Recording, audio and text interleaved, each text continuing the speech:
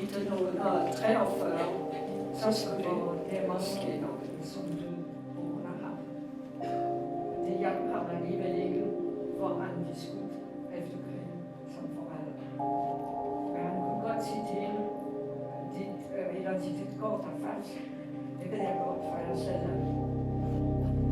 Så blev vi delt i forskellige grupper, og i grupper kom.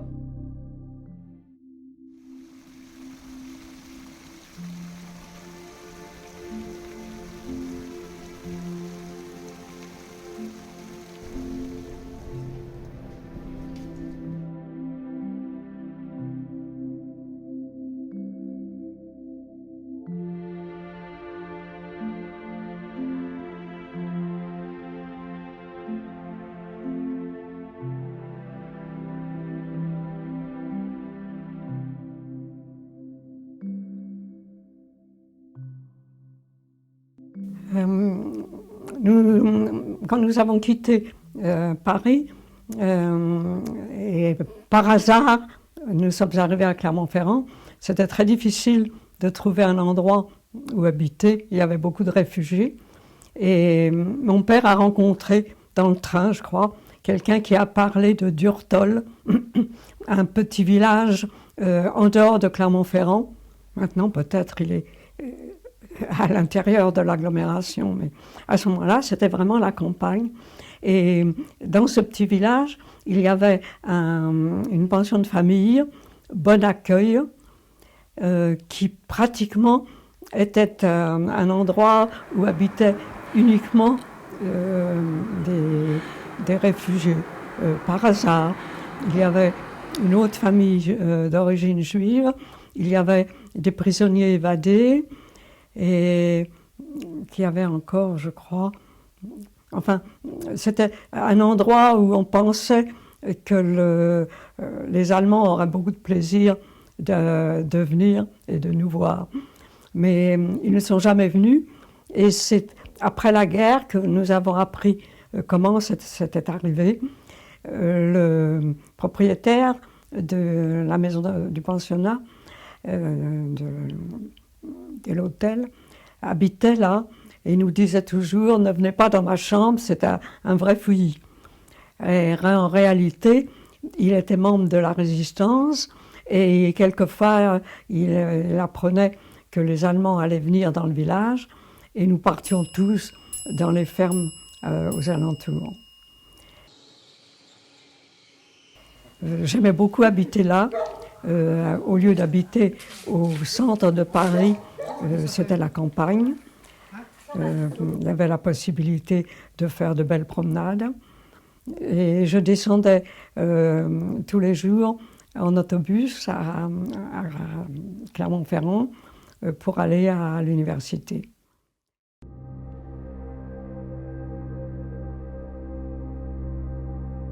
À l'université de Clermont-Ferrand, il y avait beaucoup d'étudiants parce que l'université de Strasbourg s'était repliée aussi à Clermont-Ferrand. Pour ne pas être une université allemande, puisque Strasbourg était une ville allemande pendant la guerre, ils avaient préféré venir s'installer au centre de la France. Alors nous étions beaucoup et je faisais des études d'anglais. Et un certain matin du 25 novembre 1943, nous étions calmement assis à écouter un cours d'anglais quand nous avons vu par la fenêtre des soldats allemands bien armés. Et nous avons compris tout de suite qu'il allait se passer quelque chose.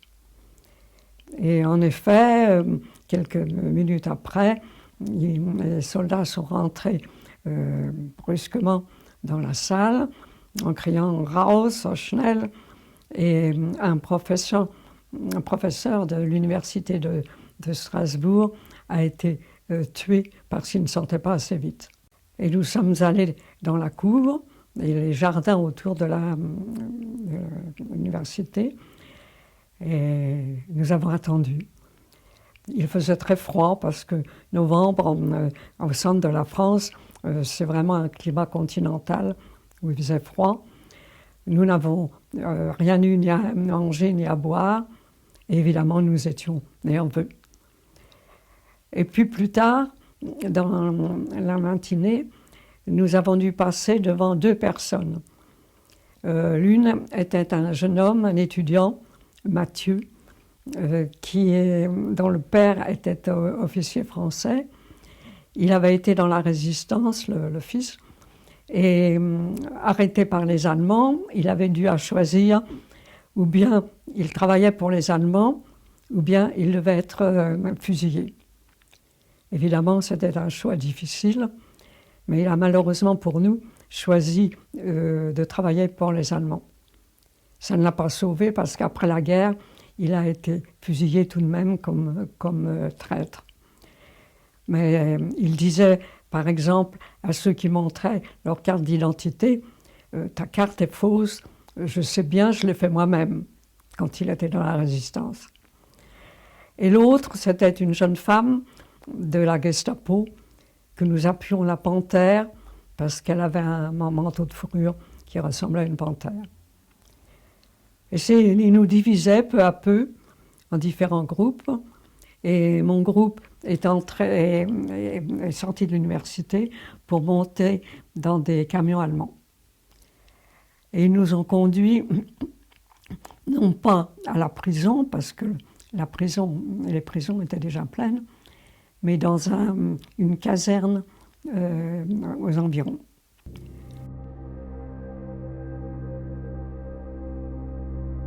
La caserne que nous appelions la caserne du 92, mais il paraît que ce n'était pas vrai.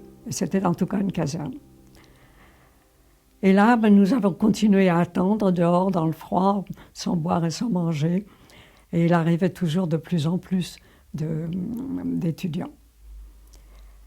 Et puis finalement, à la fin de la journée, nous avons été enregistrés avec la précision allemande. Et on nous a donné un matelas et une couverture. Et nous sommes rentrés, les filles dans une salle à droite, les garçons dans une salle à gauche. Et notre première nuit comme prisonniers devait commencer. Beaucoup de matières étaient représentées dans la salle, des études différentes. Alors pour passer le temps, nous donnions des cours aux autres. Je me rappelle que j'avais 2 fois par semaine des cours d'allemand. Les plus vieux des étudiantes, les plus vieilles, faisaient des conférences. Je me rappelle une conférence sur la Grèce antique, par exemple. C'était le plus clair de nos occupations parce qu'on n'avait rien à faire pratiquement.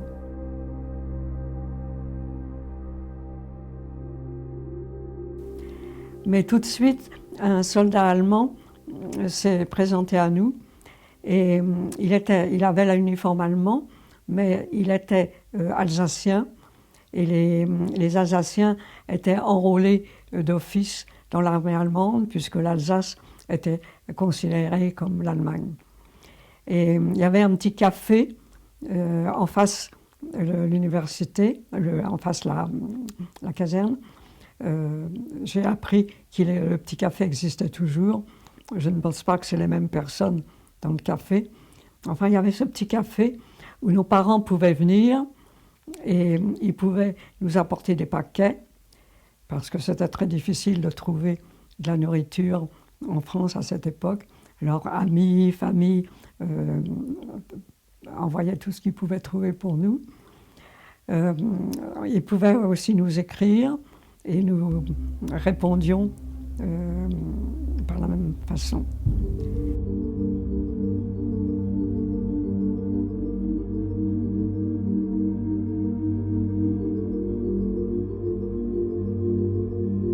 Le moral tient, chérie, et c'est à vous surtout que je pense. Je voudrais tant que vous soyez calme. Nous sommes 30, dont Janine, la sœur de Ginette, et Claudine, la fille de l'amie de papa. Nous sommes très très bien traités. Soupe à midi, pleine de pommes de terre, carottes, nouilles, haricots, et 2 énormes assiettes si on veut. Le soir, le matin, énormes morceaux de pain. Au moins 500 grammes avec, oui, pensez-vous, une épaisse couche de beurre. Nous sommes chauffés, nous promenons dans la cour, presque avec l'illusion de liberté. Et même avons joué à chat coupé. Milieu étudiant très sympa et plein de ressorts. Nous bavardons, dormons sur des paillasses, avec des couvertures. Pas froid, pas faim, et on relève des coins. Faites-en autant, je vous en supplie. C'est ce qui me donne plus de soucis. La seule chose, c'est la toilette. Beaucoup ont déjà reçu des colis, et ce sera si bon. Nous sommes au 92e. Si vous pouviez m'envoyer objets de toilette variés, savon, gants, serviettes, brosse à dents, peignes, linge, surtout culottes, ceinture, serviettes hygiéniques, souliers, car je suis en bottes, chaussettes de laine, gants de laine, écharpes, pommade à l'oxyde jaune, pullover, pommes, ce serait si bon. Sucre, on ne sait jamais. Et puis, tout ce que vous pensez être utile, dans un sac de montagne si possible. Ce serait plus facile. J'ai retrouvé dans les tiroirs de ma mère, dans une vieille commode, les lettres que j'avais écrites à ce moment-là, et où je disais par hasard, n'envoyez plus de chocolat et de confiture, nous en avons assez, envoyez du linge propre et des vêtements. Et c'est comme ça que notre temps passait, et puis nous dormions évidemment sur nos matelas. 4h15. Si vous nous voyez, chérie, vous n'en croirez pas vos yeux. Des visages rouges, excités, des yeux brillants, vous ne croirez jamais des prisonnières. Depuis 2 heures, des colis arrivent sans arrêt, pour les unes et les autres. C'est affolant. Nous succombons. Nous allons réussir le miracle de grossir ici. Tous dans vos paquets a été accueillis avec joie. C'est émouvant de voir des choses de chez soi. J'ai été touchée infiniment tout à l'heure, en recevant, après le vôtre, un autre colis, d'Elisabeth Radix, accompagné d'un mot charmant. J'ai vu vos parents hier, ils sont courageux et ont bon moral. Nous pensons bien à vous. Si vous avez besoin de quelque chose, écrivez-le-moi. Meilleures amitiés et sympathies à toutes, en particulier à celles que je connais, bien amicalement. Dedans, il y avait 5 grosses pommes, un peu de sucre, un demi-Saint-Nectaire, une boîte de sardines et un gros bout de pain. Mais nous savions très bien que cette vie agréable, dans un sens, n'allait pas durer. Je dois dire que ce soldat alsacien, malheureusement, a été découvert par les autorités allemandes. Il a été envoyé comme punition sur le front russe. Et après la guerre, nous avons appris qu'il n'était jamais revenu. Le 3. On écrit sans cesse des lettres qui peut-être ne nous parviendront jamais, chérie. Mais soyez sûrs que le moral reste excellent. Nous tenons et tiendrons. La vie s'organise. Travail, lecture, bavardage, jeux, promenade. Je fais beaucoup d'allemand. C'est la seule chose possible. Je n'ai rien pour continuer ma langue. Alors on se met à lire, écrire ou travailler. Et on arrive très vite à 11h où on nous apporte le déjeuner. Qui hier, peut-être à cause du premier anniversaire, 8 jours déjà, comme cela passe et est long à la fois, a été soigné. Je croirais plutôt que jeudi et dimanche, il y avait pommes de terre en robe des champs et carottes, très bonnes. C'est ensuite que le temps est très long, de 11h à 4h. Heure du goûter, très copieux, on nous permet de sortir pendant presque 1 heure. Et cela fait du bien de s'aérer, car l'atmosphère de la chambre, bien que l'on ouvre souvent la fenêtre, cela sent l'homme. Mais il fait très chaud, sans chauffage, grâce à notre chaleur animale.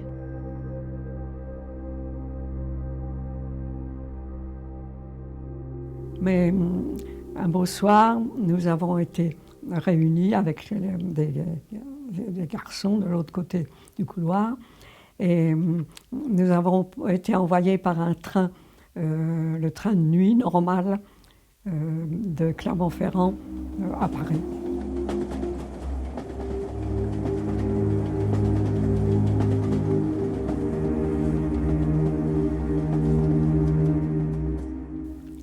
C'était très dur d'arriver à Paris, que nous avions quitté 1 an et demi avant, dans des wagons des camions allemands.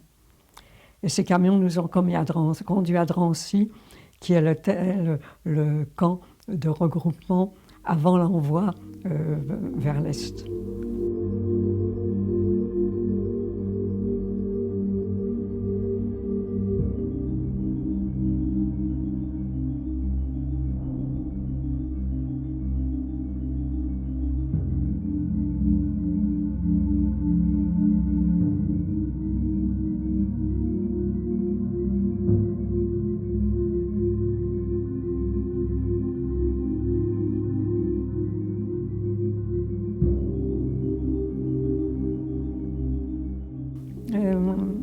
Nous sommes arrivés à Drancy en décembre et nous avons été envoyés à Auschwitz mi-janvier.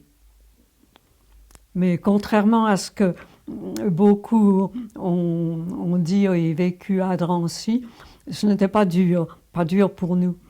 J'ai eu la chance avec une camarade de l'université d'être choisie pour m'occuper du réfectoire du restaurant pour les enfants.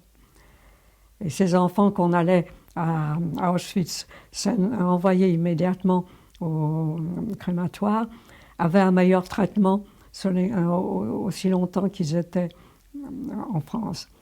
Et c'était pour nous beaucoup plus agréable de nous occuper de petits-enfants que le travail habituel du camp, c'était d'éplucher des légumes et de faire le ménage. Rien de très dur, mais rien de très excitant. Mais ça a duré jusqu'à notre départ. C'était mi-janvier 1944, je crois.